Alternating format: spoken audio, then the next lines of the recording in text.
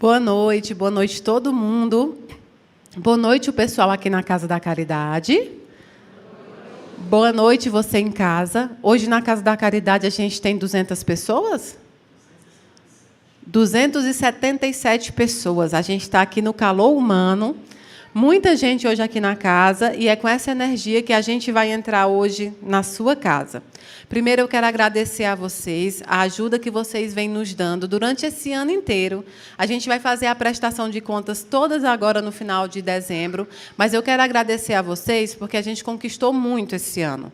Então, a gente está encerrando, na semana que vem, a campanha da Cesta Natalina. Você ainda pode doar. É um frango de 3 quilos, um refrigerante e um panetone. Claro que ainda vai a cesta básica, o kit higiene e o kit higiene de corpo. É um kit completo, tá bom? Quero agradecer aos voluntários, Paulinha e Ana Paula, né, que ainda nem nasceu, mas que nos ajudou, nos enviou 1.300 kits escolares, Everton. 1.500 kits escolares que serão doados também para a comunidade. Gente, para vocês terem uma ideia, já passamos das casas das 10 mil cestas básicas esse ano. Então, vocês ajudaram a gente desde o início da casa e agora ainda estão ajudando na obra. Eu acho que em fevereiro a gente muda para a nossa nova casa, graças a vocês. Então, entra lá no Instagram, veja quais são os projetos. Nós temos projetos dos médicos, dos psicólogos, nós temos o projeto do enxoval de bebê, o projeto da colmeia, onde a gente ajuda as presidiárias. A gente tem o projeto do gás de cozinha, as marmitas do irmão Daniel, o lanchinho Mãezinha do Céu, que é do Dan. Nós temos 18 projetos no qual você pode nos ajudar. Dá uma olhadinha lá no @InácioDanielOficial. Um beijão para o pessoal de Franca, que acompanhou o congresso, sabe que a gente teve semana passada lá em Franca, e eu fiz o congresso junto com muitos nomes, e também com o Eduardo Gibelli, que me ajudou muito. Um beijão para ele. Inclusive, conheçam também o trabalho do Eduardo Gibelli, tá bom? Então, antes de começar tudo, mas eu precisava fazer a oração. Mas aí o seu Sandro está aqui assoviando. Ele já fez isso comigo, ele assobia, gente. E aí é a marca registrada dele, e aí ele assobia e a gente não consegue. Tá o Marconi também, só que tem cabelo, viu, filha? Está com cabelo agora, seu pai. Eu já disse a ela, ele cozinha, moça. Qual é o seu time? É corintiano, é o seu Sandro? Rapaz, pelo amor de Deus. Não vem um palmeirense, não é possível um negócio desse, não. Eu devo estar cagada de arara mesmo. Eita, eu acho que eu não podia falar isso na internet. Gente, é só é uma expressão, não é não, que o pessoal fala, misericórdia, Daniel. Então, é porque seu Sandro assovia, seu Marconi, que amor pelos netos, né? É José Fernando? Você chorou ou você disse que é? Excelente neto. Dona Laís é a sua avó, não é? Também que está com eles. Rapaz, e aí o seu Sandro encontrou o seu Moreira, que parece que é o pai da dona Carmen, não é? É, seu Moreira é.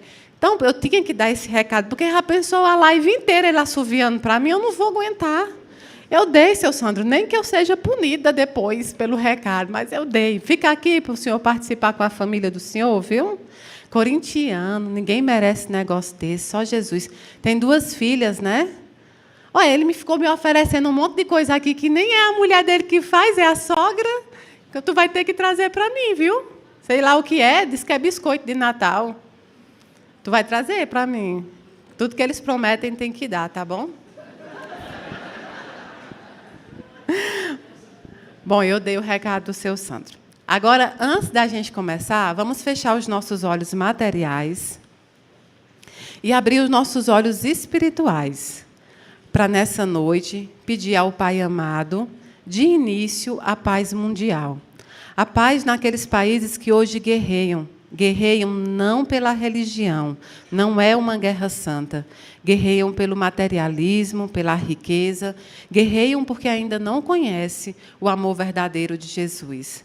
Mas, principalmente, coloquemos no colo de Maria Santíssima todas as vítimas da guerra, aquelas que desencarnaram e aquelas que ainda estão lá sofrendo, os inocentes que não possuem armas para lutar, mas lutam com a sua fé e lutam com seu amor por Deus, por Jesus Cristo e por toda a espiritualidade. Que eles possam ser protegidos, imantados e preparados, e que o fim dessa guerra seja breve. Nós pedimos também, Senhor, por todos os nossos irmãos que estão nos leitos dos hospitais, sofrendo com as mazelas físicas, com as doenças físicas, aqueles que precisarem de ar, sopra ar naqueles pulmões. Pedimos à espiritualidade amiga que, nesta noite, visite os doentes também no seu lar e nas ruas, levar a cura a quem for de cura. Pedimos a Maria Santíssima que receba no seu colo maternal todos os nossos irmãos que, porventura do desespero, tiraram a sua própria vida. Que a Senhora possa confortar todos eles e colocar no seu colo como mãe amada que é. A espiritualidade amiga, nós pedimos que, nesse momento, visite os lares de acolhimento de idosos e de crianças no Brasil inteiro. Levar o amor, a fé e a esperança de que a vida é bela. Te pedimos também, Senhor, visita todos os nossos irmãos que lutam contra os vícios, contra as paixões humanas aqui da terra.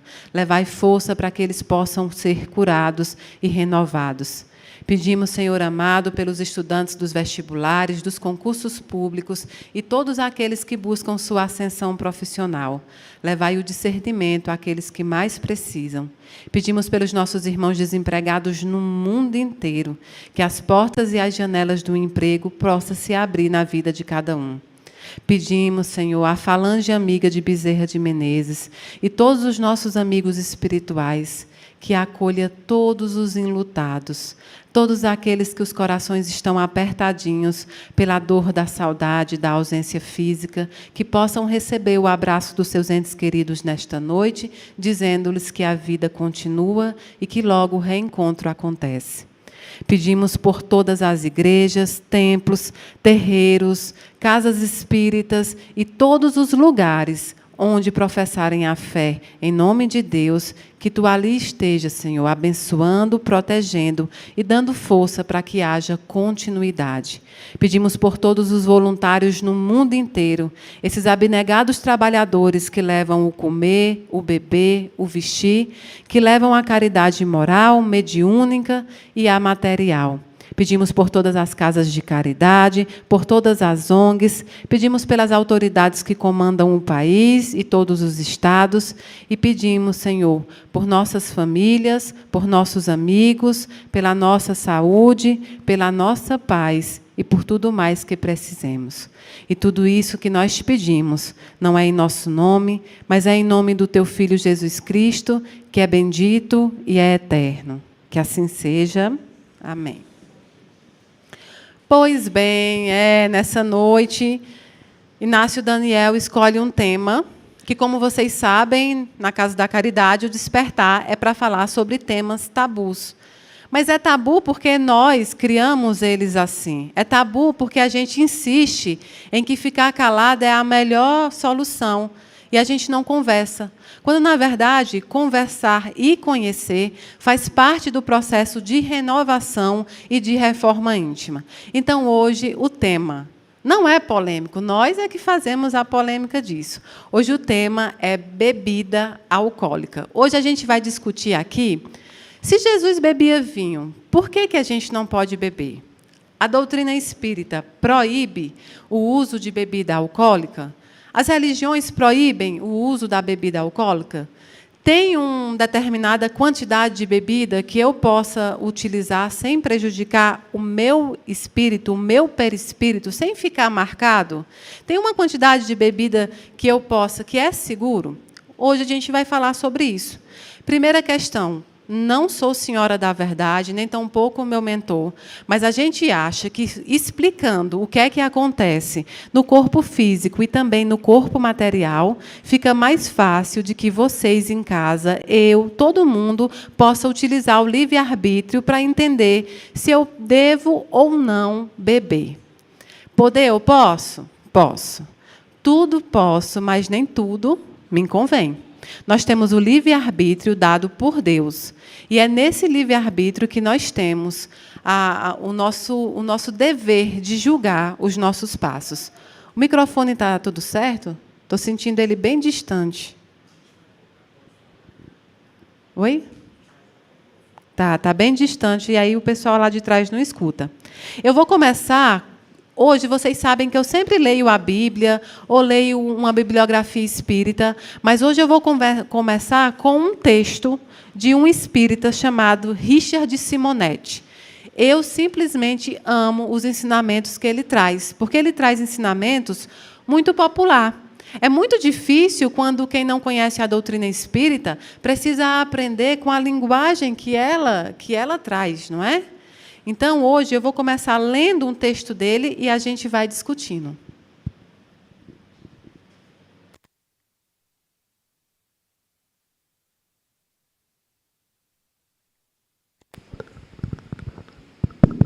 Agora melhorou bem, hein? Os microfones aqui, minha filha, dão trabalho. Pois é. Pronto, então a gente vai começar com Richard Simonetti. O nome do texto é Alcoolismo, Diabólico Elixir. Diz o abstêmio: não sabe que beber é uma morte lenta? Responde o beberrão: tudo bem, não tenho pressa. Ambos estão equivocados. Todos morremos lentamente, programados biologicamente para uma existência aproximada de 1 século. Sofremos lento, progressivo e inexorável desgaste celular, que culminará com um colapso orgânico, transferindo-nos para o além. Por outro lado, o vício sobrecarrega e compromete o funcionamento de órgãos vitais e que acelera o processo. O alcoólatra, portanto, morre mais depressa. Situando o corpo como uma máquina que nos é emprestada para a viagem terrestre, imaginemos nosso constrangimento ao sermos informados por mentores espirituais de que arrebentamos com ela, indiferentes à sua preservação. Meu filho, lamento dizer que você regressou extemporaneamente, está em curso no suicídio indireto. Não é possível, há algum engano, adorava a existência humana. Adorava beber, nunca se conscientizou de que estava prejudicando seu corpo, embora ele o avisasse frequentemente, sinalizando com males variados, eram doloridos e ignorados pedidos de socorro de um servo que você está afogando em álcool. E agora? E agora é esperar pela reencarnação, alguns decênios com um fígado sensível, um aparelho digestivo complicado, e você esquecerá a bebida, como irrealizável paixão que se esvai com o tempo.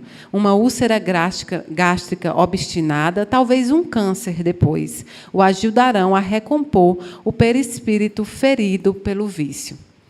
O texto ainda vai continuar, mas você vê que, de início, ele cita uma conversa entre alguém que desencarnou e fazia o uso de bebida alcoólica e um mentor espiritual que o recebe e o alerta que ele é um suicida indireto. E ele fica muito surpreso porque ele diz: não, eu adorava viver. É um ledo engano nosso achar que o suicídio é só o direto. É os nossos irmãos desesperados, né, que tiraram a sua própria vida no momento de desespero. E aí, eu catalogando com o Daniel, eu encontrei no Livro dos Espíritos, na questão 952, uma pergunta que foi feita ao espírito. A pergunta é: comete suicídio o homem que perece vítima de paixões que ele sabia lhe haviam de apressar o fim, porém a que já não podia resistir, por havê-las o hábito mudado em verdadeiras necessidades físicas? E o espírito responde: é um suicídio moral. Não percebeis que, nesse caso, o homem é duplamente culpado? Há nele, então, falta de coragem e bestialidade, acrescidas do esquecimento de Deus. Será mais ou menos culpado do que quem tira a si mesmo a vida por desespero? é mais culpado, o espírito responde, porque tem tempo de refletir sobre o seu suicídio. Naquele que o faz instantaneamente, há muitas vezes uma espécie de desvariamento que alguma coisa tem de loucura. O outro será muito mais punido, por isso que as penas são proporcionadas sempre à consciência que o culpado tem das faltas que comete. Olha o que o espírito responde à pergunta de Kardec. Ora, será que uma pessoa que incorre em suicídio indireto porque ela decaiu nas paixões terrestres, como, por exemplo, a bebida que nós falamos hoje, ou o cigarro, ou o uso de outras drogas, será que ele é mais ou menos culpado do que aquele que tira a sua própria vida num momento de desespero? E foi explicado pelo Espírito que é duplamente culpado, porque esse tem tempo de pensar sobre o suicídio que ele está cometendo. E aquele que tira a sua vida de forma instantânea, muitas vezes não tem condição de raciocinar. É o momento de desespero. Portanto, isso é pesado na balança. E aí eu disse, Daniel, mas olha, a gente sempre prega a não religião do medo, né? A não religião do medo. Por quê? Porque a gente acredita, o Inácio Daniel acredita, que tudo aquilo que é ensinado por intermédio do medo não é aprendido. O que é ensinado por intermédio do exemplo é que é aprendido. As religiões, hoje em dia, elas te fazem ter medo. Medo da morte, medo do inferno, medo do vale dos suicidas, como vocês queiram chamar. Medo do que te espera no após. Mas perdem muito tempo nisso, tentando te fazer medo para que você não incorra nesses erros, em vez de tentar te ensinar o porquê, a razão de você não precisar antecipar a sua morte, de você não precisar ter medo do desencarne, nem da vida espiritual. Muita gente tem verdadeira fobia, né? Pavor do que espera no outro plano. Muita gente tem medo da morte. Por quê? Porque é ensinada sempre como algo ruim, é algo tenebroso. Ou eu vou para um céu, ou eu vou para o inferno. Ou eu vou para o umbral, ou eu vou para o vale dos suicidas, e eu não sei quantos anos irei ficar sofrendo. Mas por quê? Porque a nossa vida eterna começa aqui neste plano. Nossa vida eterna é programada aqui. Hoje você está construindo um tijolinho para a sua vida eterna. Você fez o quê hoje, nessa data, quarta-feira? O que é que eu fiz? Eu promovi algum bem? Eu fiz alguma coisa ruim? Eu fui inútil à minha vida, à minha espiritualidade e a este plano? Então, eu não plantei tijolo positivo. Eu preciso construir a minha vida eterna baseado na vida que eu tenho hoje, na minha vida material. E aí Daniel disse, pois é, vamos levar informação. E eu quero passar para vocês algumas informações vindas da OMS, né? Organização Mundial de Saúde, e da OPAS, que é a Organização Pan-Americana de Saúde. Para vocês saberem, a substância da bebida alcoólica, ela causa dependência por ser uma substância psicoativa. Até aí a gente sabia. Com isso, ela muda a estabilidade mental e ela amortece você para você agir conforme o seu comportamento. Ou seja, ela tira o filtro do comportamento. Eis o porquê, muitas vezes, a gente bebe e perde a nossa noção, a nossa capacidade de caminhar, ou a nossa capacidade de raciocinar. E se não fosse somente a dependência, a gente constrói atos que, no outro dia, muitas vezes, nós não nos orgulhamos, não é assim? Muitas vezes você acorda no outro dia e fala, além da ressaca material, eu estou com a ressaca o quê? Moral. Eu fiz vergonha à minha mulher, eu fiz vergonha à minha família, eu fiz vergonha à minha mãe, eu cometi uma coisa de forma muito ridícula que eu não lembro, é a amnésia alcoólica. Só que você sabe que você não era você. E por quê? Porque ele tira de você o filtro, ele adormece o filtro do que você pensa. Realmente, o ser humano tem uma dádiva que foi dada por Deus, a racionalidade. Se nós não fôssemos racionais, nós éramos equiparados aos nossos irmãos. aos animais. Mas nós temos a racionalidade e o livre-arbítrio. Porque aí, até isso, Deus foi bondoso. Ele disse, não, eu não vou decidir por vocês. Vocês decidirão como vocês querem andar, se comigo, se no meu caminho, ou na escolha do caminho de vocês.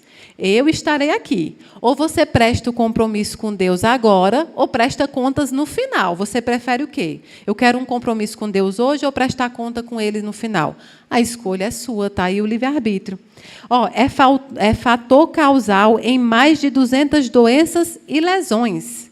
A bebida alcoólica é fator causal em mais de 200 doenças e lesões. Está relacionada ao desenvolvimento de distúrbios mentais e comportamentais.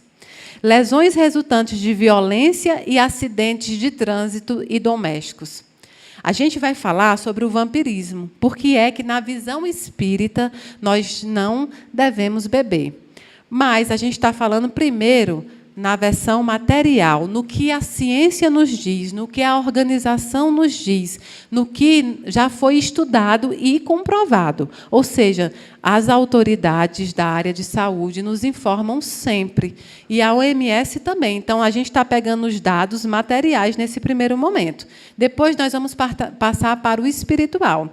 E aí, quando eu falo aqui em acidente de trânsito provocado por quem bebeu, em lesões domésticas também provocadas por quem bebeu, você vê que você aí sabe de alguém ou já ouviu falar de alguém que morreu, que desencarnou atropelado, vítima de uma pessoa que bebeu e foi dirigir, usou o seu livre-arbítrio, porque como a gente perde o filtro do discernimento, muitas vezes nós nos achamos superior nessa capacidade. Bebe e vira o quê?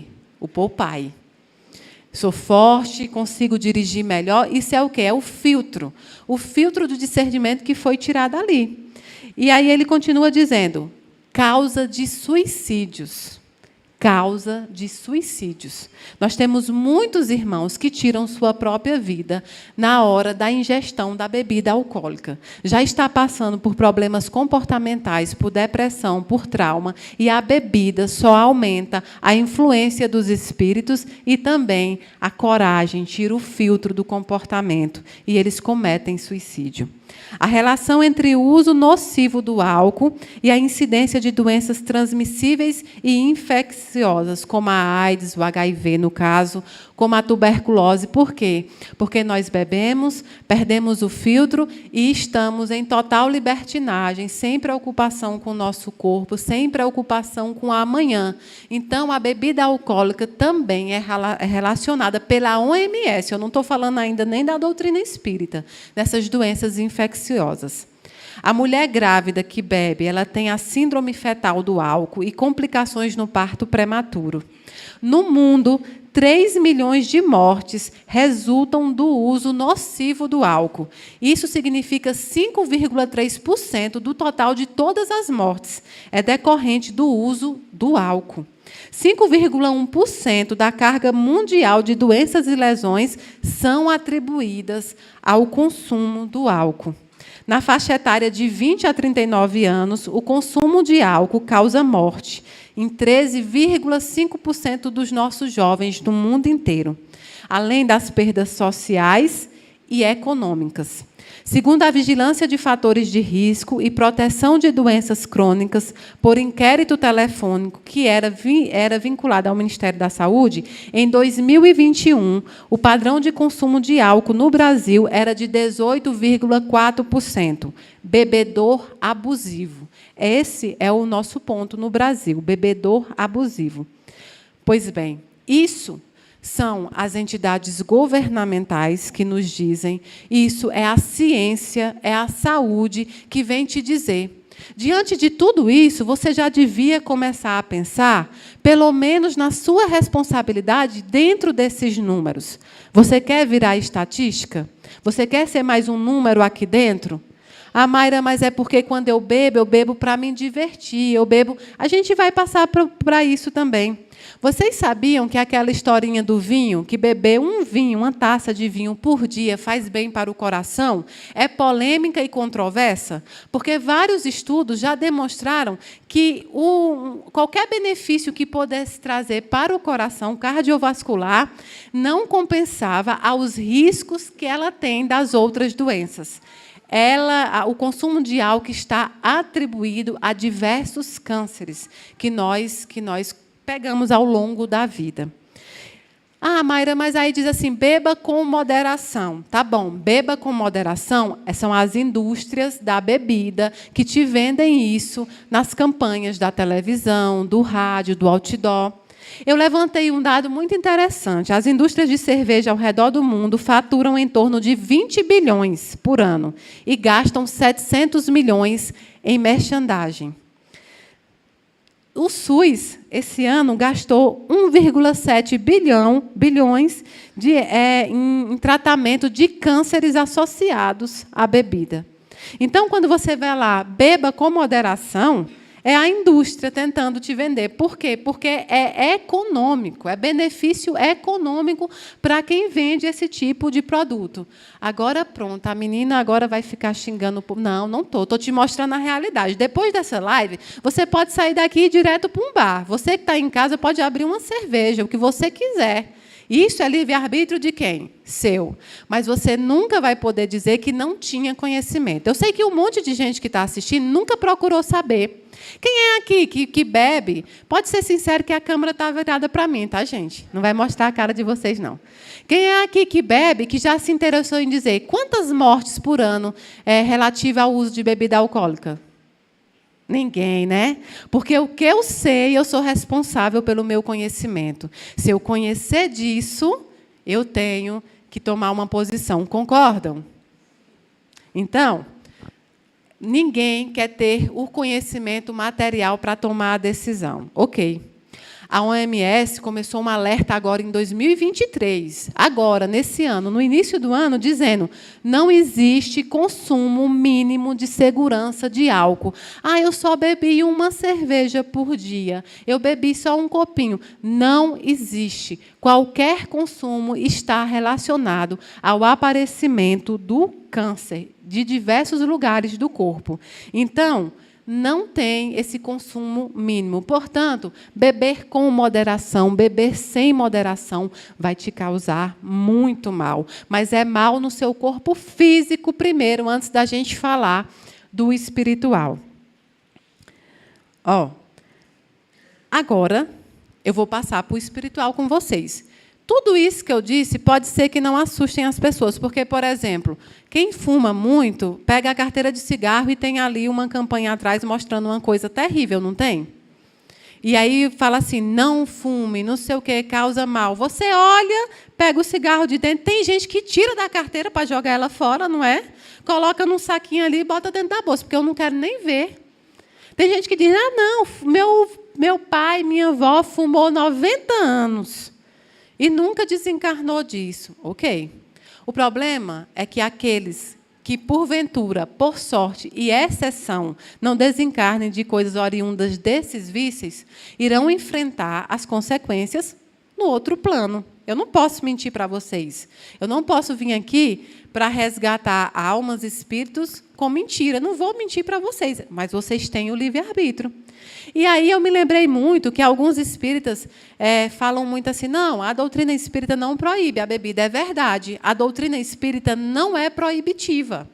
Ela não proíbe nada, ela é instrutiva. Ela procura te ensinar para que, quando você detenha esse conhecimento, você possa usar ele da melhor forma possível. Portanto, ela não vai te proibir. Eu desafio qualquer espírita pegar as obras básicas e me trazer o momento em que a doutrina proibiu o uso de bebida alcoólica. Não. Doutrina espírita, nem religião nenhuma Proíbe. O pessoal fala, não, os evangélicos proíbem sim, quando a gente entra na igreja. Não é verdade, não tem uma proibição lá, não. Eles vão te dizer o porquê, religiosamente, espiritualmente, de acordo com a doutrina deles, você não pode beber, não deve beber. Mas eles não vão te proibir. Você não é proibido de entrar em igreja nenhuma porque bebe. Alguém aqui foi proibido de estar dentro de uma igreja porque bebeu? Não. Nem na doutrina espírita, nem na espiritualista, na Umbanda, nas outras doutrinas. Ninguém. Não é proibido. Sabe por quê? Porque nós temos livre-arbítrio. Nós buscamos isso com o Criador. Eu quero o meu livre-arbítrio. Eu não quero ninguém me forçando a fazer. E o Criador disse, eu quero que você me ame por amor em essência. Eu quero que você faça os seus atos não por medo de mim, não por medo de punição, mas por amor a mim, você mude a sua caminhada. Eu não quero te constranger a fazer ou não fazer algo. Eu quero te mostrar que o caminho no bem, que o caminho no espiritual, ainda assim, é o melhor caminho para a construção da sua vida. Então, eu resgatei Kardec. Por quê? Porque às vezes a gente pensa muito em religião, em doutrina. A doutrina não proíbe, Mayra. Então, eu posso beber. Eu conheço espíritas que bebem. Vocês conhecem? Sim. Vocês conhecem evangélicos que bebem? Sim, eu conheço. Católicos que bebem? Sim. Ou seja, não é proibido. Se não proibiu, nós precisamos ser proibidos, nós adultos, pensantes, com a racionalidade fluida. Precisa que uma religião, que um pastor, que um padre, que uma médium, que qualquer coisa venha te proibir para que você não faça? Não. Use seu livre-arbítrio onde você achar necessário. Mas Kardec dizia assim, se algum dia a ciência provar que o espiritismo está errado em determinado ponto, abandone esse ponto e seja com a ciência. Tudo que eu mostrei aqui para vocês antes de começar a falar do espiritual foi o quê? Ciência. A doutrina espírita ela anda entre a fé e a razão juntas, de mão dadas. Então, nesse momento, você que é espírita, aí vou falar para os meus, porque eu não estou dentro das igrejas evangélicas nem católicas, eu estou aqui falando para espíritas, né? Eu só posso falar da minha família. Nós, que somos espíritas, temos o dever de nos atentar também para a ciência. Nós somos conhecedores e, a partir desse momento, vocês também são dos males físicos que a bebida, o uso de bebida alcoólica pode causar. Existe quantidade segura? Eu acabei de dizer. Não, não existe quantidade segura. Para que você possa, assim, eu vou beber um copinho. Não existe. Hoje você pode sair daqui dizendo, então eu vou beber todas mesmo, porque eu não consigo. Aí é uma opinião sua. Mas eu vou beber um copinho só. Não é seguro. Aí você escolhe se para você é ou não. Mas aí, Mayra, o que é que acontece com o espírito? O que é que acontece com o meu espírito? E quando eu desencarnar, eu levo ainda esse vício? Eu vou ficar com ele? E aí eu estava lendo a doutrina, reformando, porque vocês sabem que o que a bebida alcoólica lança no seu corpo material é a serotonina, né? Que a gente usa para poder dar um bem-estar, dar uma alegria, e logo depois dá uma baixa. Quando ele vai passando, vai dando uma baixa, vai dando uma deprimida, porque isso é material, é físico, né? Mas aí, no perispírito, ele pode ficar gravado para a sua vida espiritual. Não só a doença que você adquiriu, angariou ao longo da sua vida, dessa encarnação, por intermédio do uso da bebida alcoólica, vai sucumbir só à matéria? Não. Ele vai ficar preso no seu perispírito, que é justamente o laço que prende o corpo físico ao corpo espiritual. Vai ficar manchado. Quando você chegar lá, você ainda vai sofrer as consequências do uso indiscriminado do álcool e de outros vícios e outras drogas, porque álcool é droga. Eu vejo tanta gente questionando o uso de drogas, porque são ilícitas, as drogas ilícitas, mas ninguém nunca questionou que o álcool e a bebida são drogas, só que ilícitas, que você pode comprar em qualquer venda sem ter o apoio policial. Então, ele fica diretamente ligado no seu perispírito. E o que é que acontece? ou eu demoro em tratamento lá, ou eu peno num tratamento lá. Porque o problema das pessoas é que elas têm medo de um inferno, de um diabo, de um tridente. E não é isso. O pior que lá, você vai tratar. E o tratamento da consciência, que é o espírito, é muito pior do que qualquer dor física. Você tem que tratar a consciência, que só é acessada por Deus. Então, você imagine que um tratamento da consciência, ele é muitas vezes muito mais difícil do que qualquer tratamento de corpo e material. Você não vai sentir dor de matéria, você não tem mais corpo. É a dor na consciência que vai pegar você. Então, a dependência prossegue no outro plano também. Então, estou eu lá, Mayra, inofensivamente, bebendo num bar com meus amigos, convidei vocês na minha casa, num bar ou em qualquer outro lugar. Vou para um bar primeiro com vocês. Chegando lá, a gente começa a beber, a conversar, a brincar, a sorrir. E está tudo inofensivo, se não fosse o tanto de espíritos ruins ou espíritos viciados que foram pessoas que beberam nesta vida, que se viciaram e pegaram a dependência química aqui, que vão estar lá me rodeando, porque eles fazem uma espécie de vampirismo.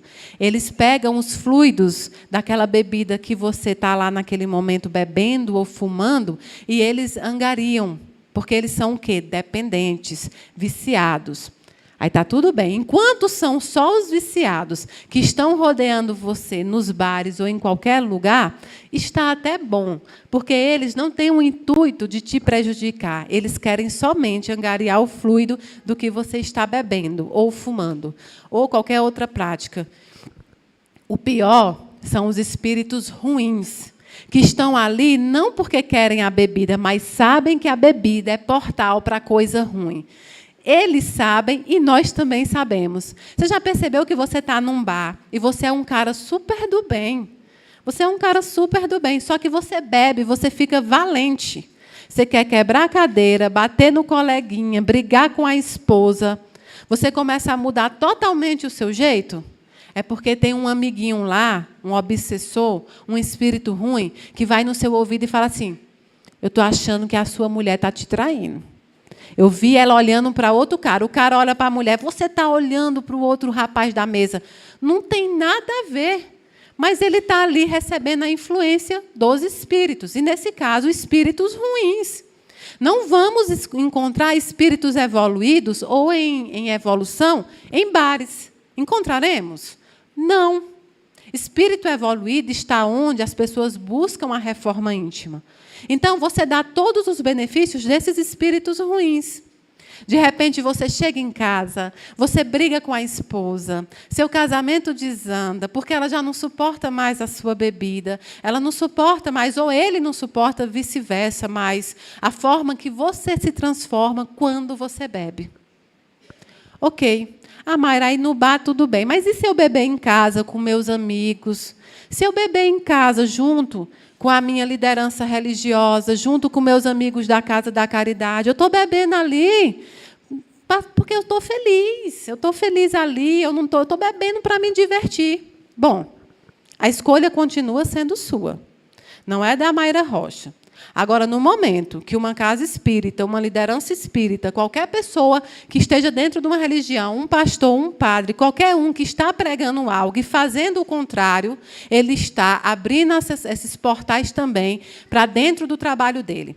E aí você agora não tem espírito ruim no bar, não, mas agora você levou eles para onde? Para dentro de casa.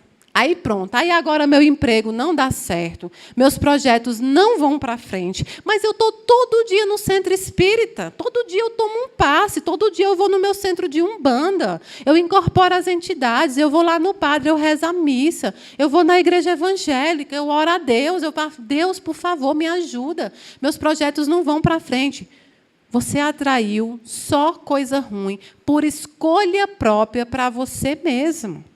Você os atraiu. No Espiritismo não é me diz com quem tu andas, que eu te direi quem és. Não, me diz quem tu és, e eu te direi com quem tu andas. É quem você é que vai aproximar os espíritos afins a você. Ah, Mayra, mas aí é muito difícil, está chegando Natal, aí agora eu não posso beber, está me proibindo. Ninguém aqui está proibindo você de beber. Estou te mostrando o que de forma espiritual existe. Aí você fala para mim, Mayra, mas você falou sobre a Umbanda numa outra live, sobre outras religiões que usam, às vezes, né? Algumas, e eu vou explicar de novo, não é todo centro de Umbanda que usa bebida. Não é todo médium umbandista que bebe, ou do candomblé. Não é. Tirem isso da cabeça. Tirem essa generalização. Eu expliquei para vocês, na live da Umbanda, que eu peguei um estudo de um centro de Umbanda que se denominava Barracão do Rio de Janeiro, e ele explicava que lá dentro do centro as entidades não pediam bebida porque elas não precisavam da bebida. Expliquei para vocês também que dentro dos rituais de algumas outras religiões e doutrinas, eles usam e eles propagam na doutrina deles que é uma quantidade ínfima. É uma coisa ínfima, é um gole. Ah, mas eu vi um médium que incorporou e bebeu a noite inteira. É problema do espiritismo, da entidade, ou do médium que queria beber? É do médium, não é?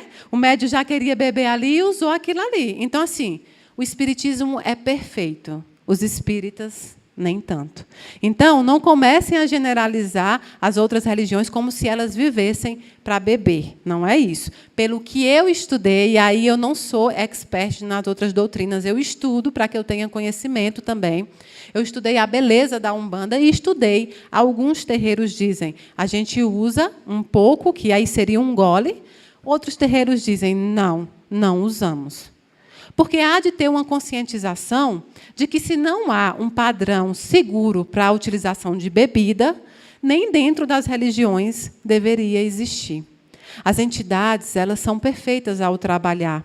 E se você acha que a sua entidade precisa da bebida para descer em você, é porque você não é bom instrumento. Está na hora da entidade procurar um instrumento melhor. Porque o que a gente mais escuta dos espíritos, né, é que os médios estão defasados, não querem fazer a reforma íntima, não querem melhorar a sua vida, não querem andar no bem, porque isso é difícil. As pessoas estão presas onde é liberado os seus vícios. As pessoas são conquistadas onde pode fazer o que quiser. Hoje deve ter gente aqui pensando, não vou mais na Casa da Caridade, vou nada. Eu já não vou nas igrejas para não ouvir sermão, vou na Casa da Caridade. Porque eu tenho que falar a verdade para vocês. Mas eu não já disse? Quer sair ali e abrir uma latinha? Fique à vontade. Mas eu sei e vou colocar aqui, ó, uma energia para todo mundo, para quando vocês abrirem a latinha, vocês imaginarem a Mayra falando. Tem um espírito ruim do seu lado.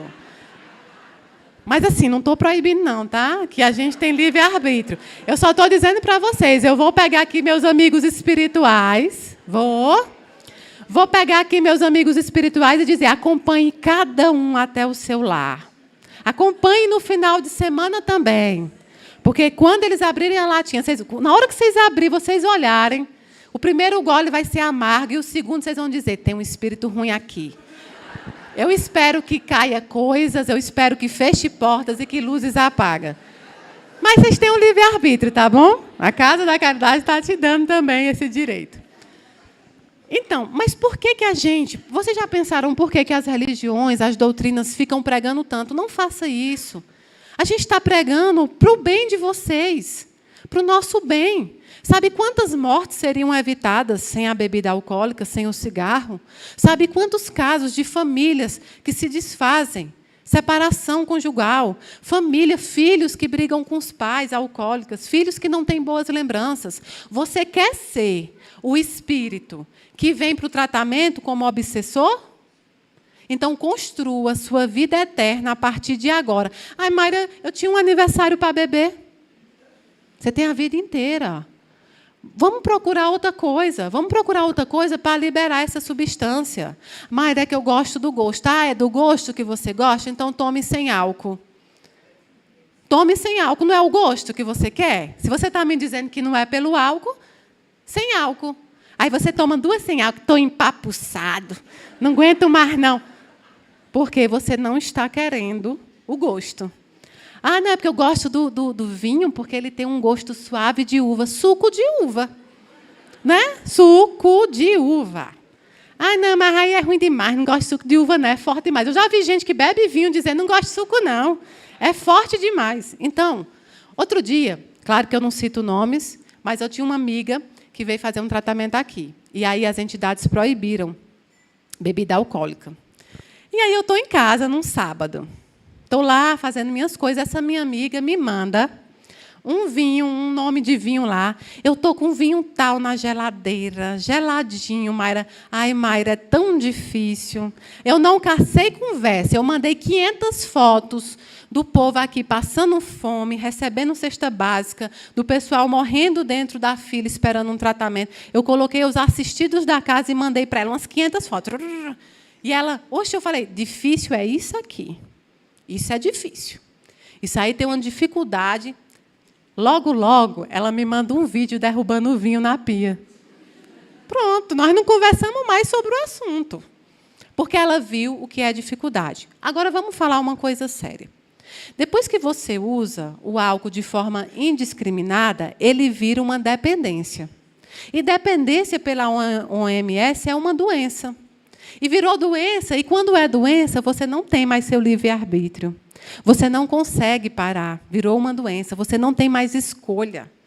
A escolha não é mais sua, a escolha é do vinho, é da cachaça. Vocês sabiam que o Brasil é o primeiro no ranking mundial de produção de destilados da cachaça? E o quinto em cerveja?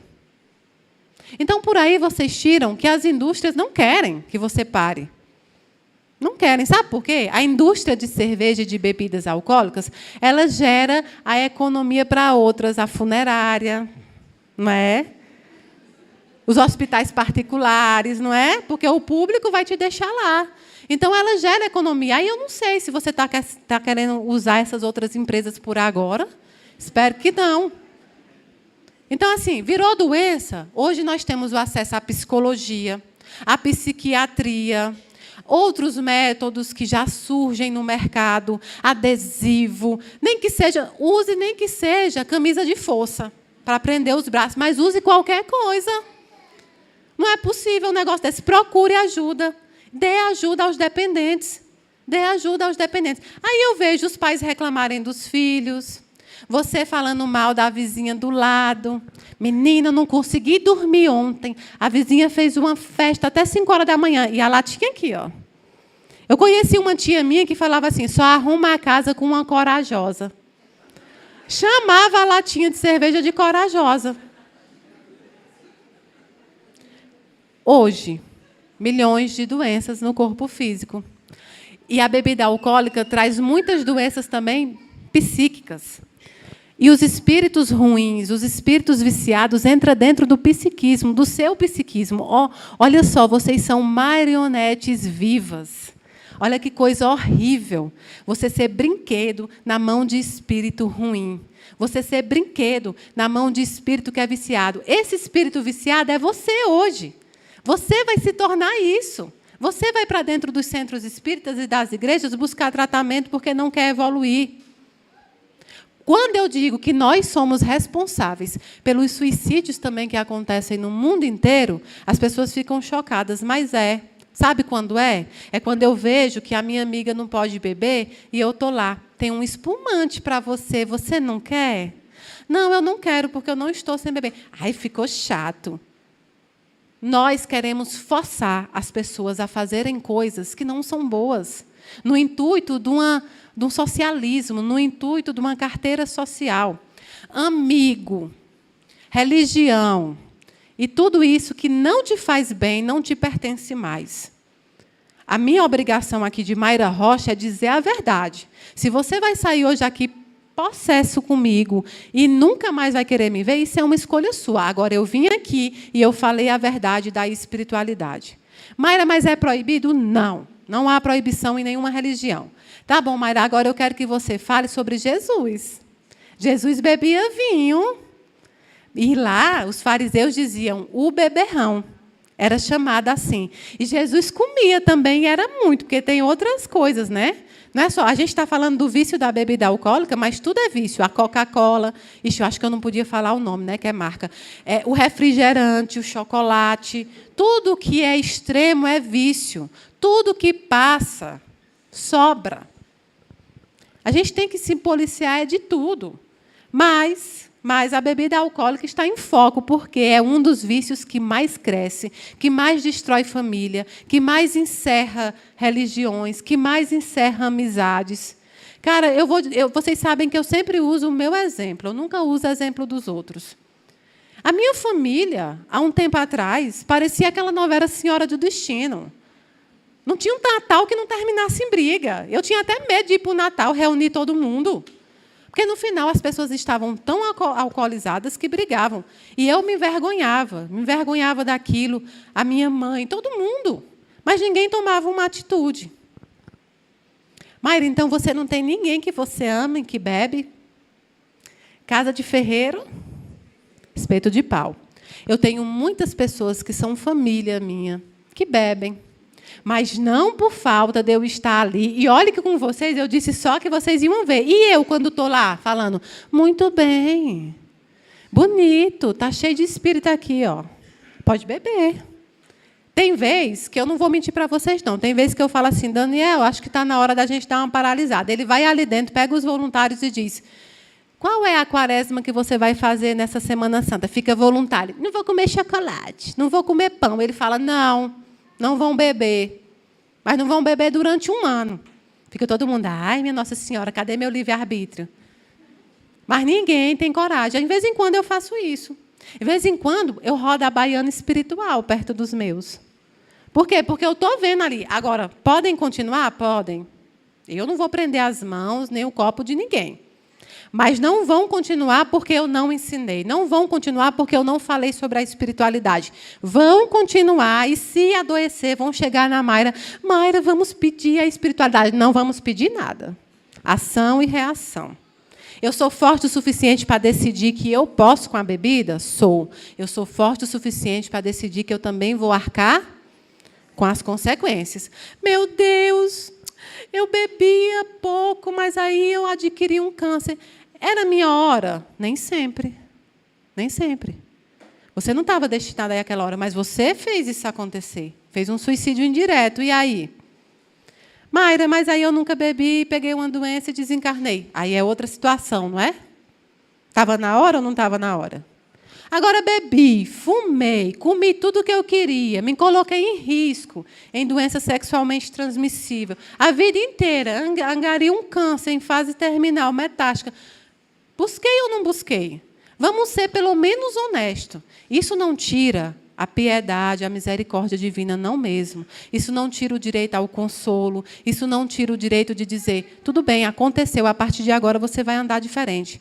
Se você bebe 5 cervejas e hoje você chegar em casa e beber 4 e me falar, Mayra, só consegui diminuir uma, ainda assim, hoje entrou alguma coisa em você. Se você bebe muito e no final de semana você falou, cara, eu não vou beber, ainda assim, você teve ganhos.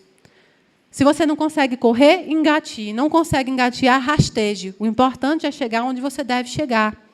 Você que já tem a dependência, é mais difícil. Procure os meios psicológicos, remédios, ciência, espiritualidade, qualquer coisa, benzimento, qualquer coisa.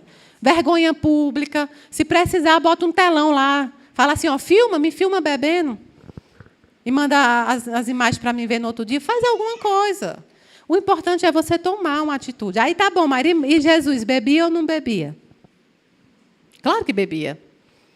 Na época de Jesus, nós tínhamos tanto conhecimento sobre bebida alcoólica. Nós tínhamos ciência. A ciência ali era muito rudimentar, né? Feita pelo próprio Jesus, muitas vezes. Tanto é que ele foi chamado de milagreiro. A ciência, quando ele curou o cego, é porque ele detinha conhecimentos medicinais que a gente ia saber depois. Ia ser passado depois. Então, era rudimentar. Jesus desce à terra, sabendo que só iria viver 33 anos. Dali não se passava. Sabia o dia exato em que ele ia ser crucificado, em que ia refazer seu encontro. Jesus tinha noção do tempo que ele estava aqui. Você tem? Porque se você tivesse, dissesse, rapaz, eu vou morrer, eu ia escolher. Aí você escolhia, então eu vou beber mesmo. Ou então, não, vou beber 10 anos, que é seguro, depois eu paro. Porque nós somos assim, pequenos, a gente ia fazer isso. Você não tem noção do seu tempo aqui. Jesus tinha. Outra coisa, o grau alcoólico era tão grande nos vinhos daquela época como é hoje em dia? Não. A fermentação feita naquela época era uma forma mais natural. Hoje nós temos substâncias que são utilizadas nas bebidas, nos vinhos, nas cervejas. E existe ainda um grau de estudiosos que dizem que naquela época não era alcoólico o vinho, mas era um suco, um tipo de suco, como o pessoal chama hoje, kombucha.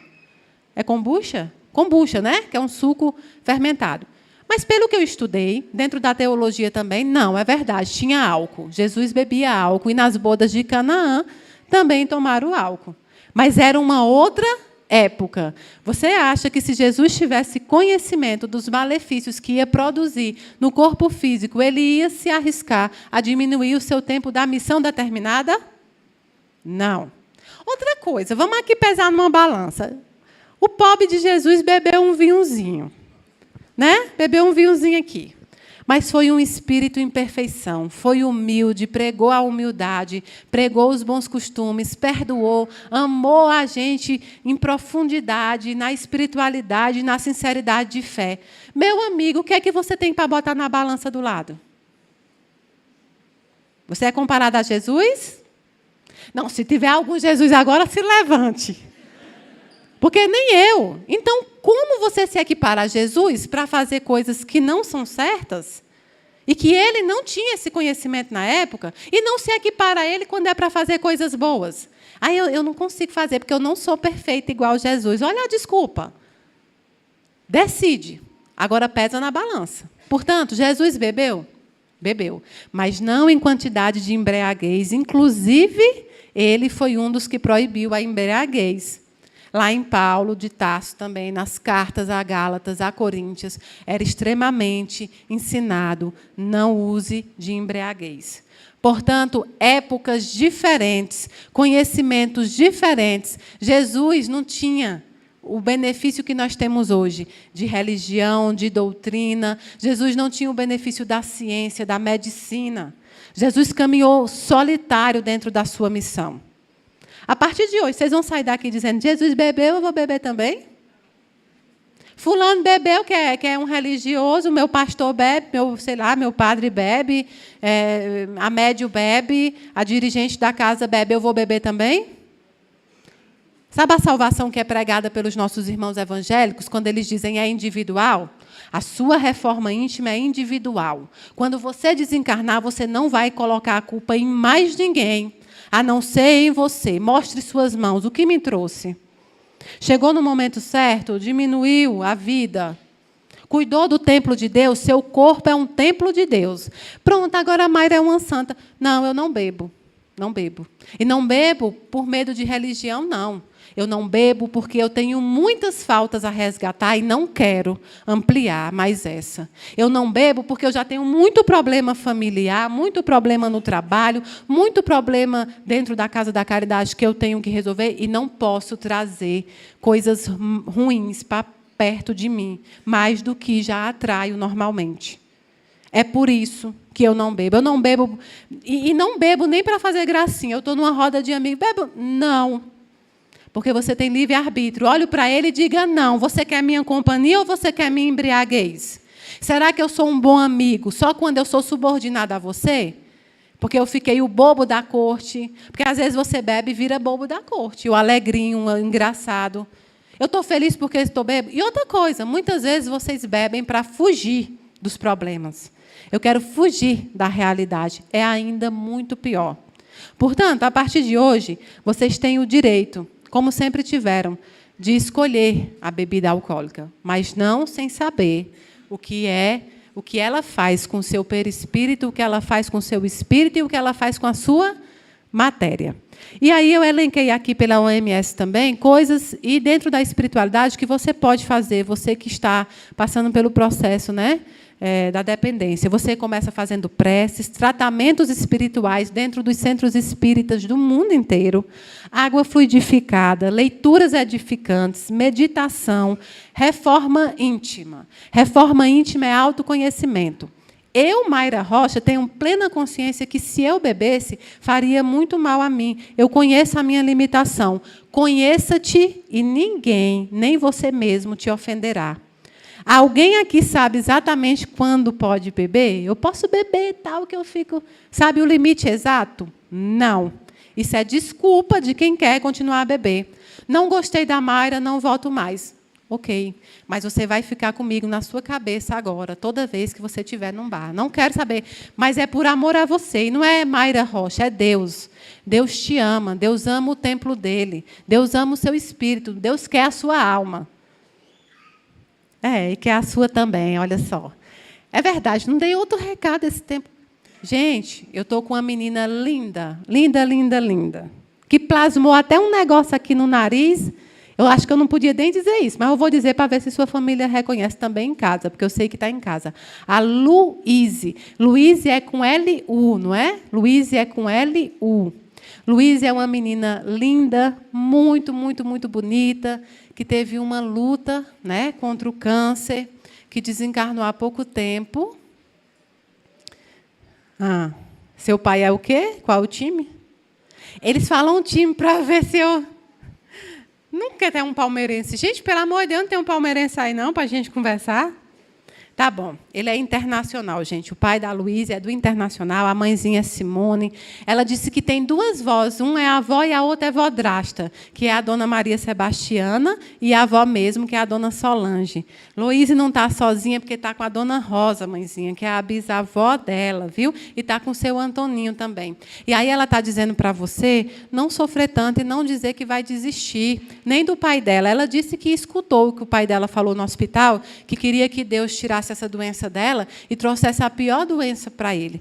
Mas ela está dizendo que isso não ia adiantar, porque era a missão dela, o tempo dela cumprir aqui na Terra, e que ela não podia mais ficar. Mas o tempo que ela ficou, ela foi muito amada por todos e amou todo mundo. É uma menina linda, dos olhões claros. Mãezinha não está sozinha, está sendo cuidada pela família e você precisa reagir. O encontro com Luíse é só se você reagir, senão isso demora mais. Viva para honrar a memória da sua filha, porque ela foi uma guerreira. Lutou durante anos com essa doença e só sucumbiu quando chegou o momento de partir. Então, mãezinha, esse recado é para você. Por favor, lute. Gabriel Gentili, eu vou dar o seu recado. Gabriel Gentili, um moço lindo também. Infartou, ele está me dizendo. Mas ele está muito preocupado com a mãe, com o pai também. Sabe que a mãe está passando por um processo muito difícil de não acreditar mais em nada. Mas esse é o período de luto. Só que, mãezinha, enquanto você não demonstrar também que vai caminhar, Gabriel também está tendo dificuldade de caminhar.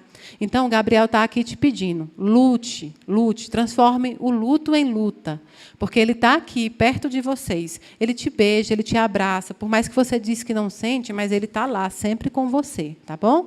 E o seu Vadson, menino, que nome, seu Vadson?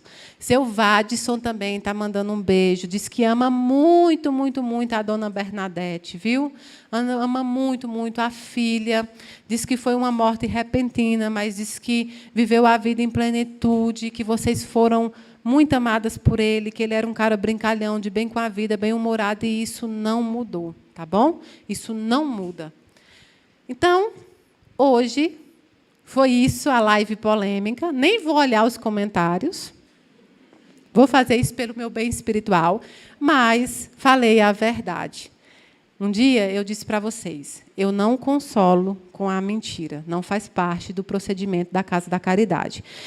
Mayra, então você não vai ser mais amigo meu, não, porque eu bebo? Não, pode beber. Eu, Mayra Rocha, preciso cuidar de um espírito. Se você já está evoluído, se já sabe, mas os meus amigos mais próximos e as pessoas com que eu convivo, eu vou ser sempre, sempre aquele carrapato no pé, dizendo todo dia, vão beber se quiser, tá bom? Um beijo muito grande no coração de vocês. Eu vou encerrar para começar o trabalho aqui, que deve ir até meia-noite, sem drama mesmo, porque tem muita gente. Um beijão no coração de vocês. Nossa próxima live, e última live do ano, é a live de Natal, e vai ser no dia 20 de dezembro, já depois que a gente entregou todas as cestas, e vocês vão ver as fotos, vocês vão ver as famílias. Fiquem à vontade para pedir prestação de contas, fiquem à vontade também para conhecer as famílias. Se você quiser conhecer as famílias que recebem a sua doação, basta entrar em contato com a gente e a gente te põe em contato com essas famílias. Um beijo muito, muito, muito grande no seu coração e que Deus abençoe vocês do dedinho do pé ao fio do cabelo.